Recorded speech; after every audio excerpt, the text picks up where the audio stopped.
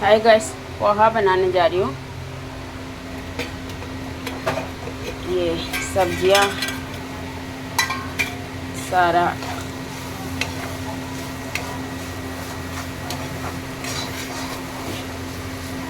आधा पक चुके हैं। इसमें सब्जी काट के सरसों का तेल फुटा दिया और उसके बाद കടുക് വറുത്തു. അത് കഴിഞ്ഞിട്ട് ഉള്ളി, ഇഞ്ചി, പച്ചമുളക് എല്ലാം വഴറ്റി, അത് കഴിഞ്ഞ് സബ്ജി ബീൻസ്, ഗാജർ ഇതെല്ലാം കൂടെ വഴറ്റിയിട്ട് ഇത് അടച്ചു വെച്ചൊക്കെ വേവിക്കാനായിട്ട്. ഇത് വെന്ത് കഴിയുമ്പോൾ പോഹ ഇട്ട് ഇളക്കും.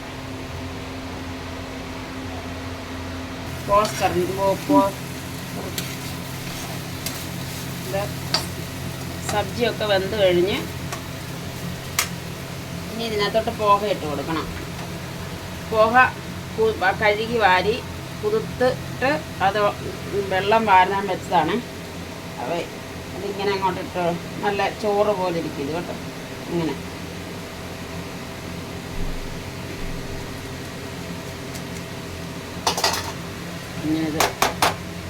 ഇത് ഇളക്കി കൊടുക്കണം നല്ലതുപോലെ. ആ സബ്ജിയൊക്കെ ഇതിനകത്ത് ഇളകി മിക്സ് ആകണം.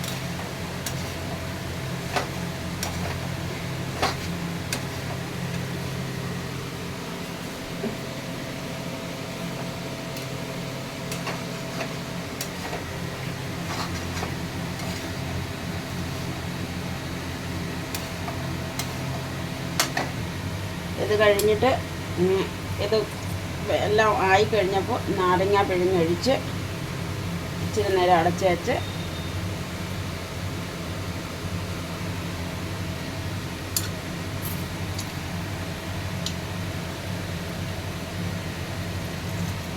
നാരങ്ങയുടെ ജീവൻ മുഴുവനും എടുത്തിയ ഇനി അതിനകത്തൊന്നുമില്ല.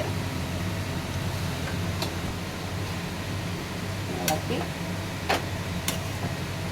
കഴിക്കാം. ഇത് തൈരും കൂട്ടി കഴിക്കാം, ചായയുടെ കൂടെ കഴിക്കാം, എങ്ങനെ വേണേലും കഴിക്കാം.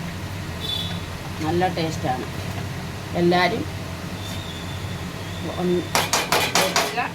കഴിക്കുക, അഭിപ്രായം പറയുക, ലൈക്ക് ചെയ്യുക, കമൻറ്റ് ചെയ്യുക, ഷെയർ ചെയ്യുക, സബ്സ്ക്രൈബ് ചെയ്യുക.